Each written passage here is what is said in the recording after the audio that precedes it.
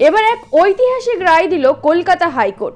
একই ঘটনায় একই সঙ্গে প্রায় তৃণমূলের 12 জন তৃণমূল কর্মী সদস্যকে যাবজ্জীবন কারাদণ্ডের নির্দেশ দিল কলকাতা হাইকোর্ট। পঞ্চায়েত নির্বাচনের দিন রামপুরহাটে পিটিয়ে খুন করা হয়েছিল এক সিপিএম কর্মীকে।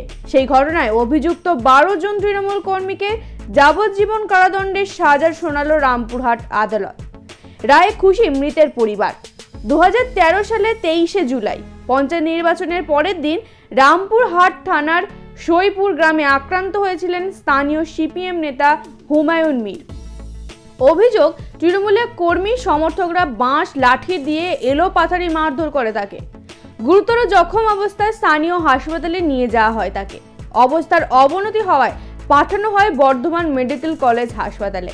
সেখানে 24শে জুলাই মৃত্যু হয় তার।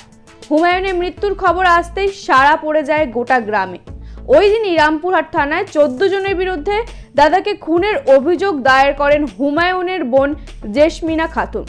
সেই অভিযোগের ভিত্তিতে 14 জনকে গ্রেপ্তার করা হয়। রামপুরহাট মহকুমা আদালতে চলতে থাকে মামলা চলাকালীন 2 অভিযুক্তের মৃত্যু হয়।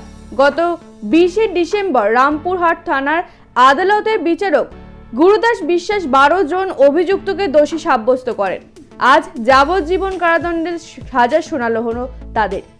রায়ের পর হুমায়ুনের পরিবারের সদস্যরা বলেন, 10 বছর অপেক্ষার পর অবশেষে বিচার পেলাম আমরা।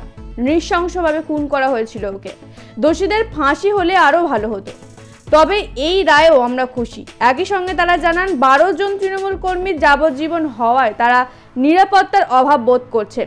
বাড়ি গেলেই তাদের ওপর হামলা হতে পারে বলে মনে করছেন তারা, কারণ সাজা ঘোষণা হওয়ার পরেই তাদের নানাভাবে ভয় দেখানো হচ্ছে।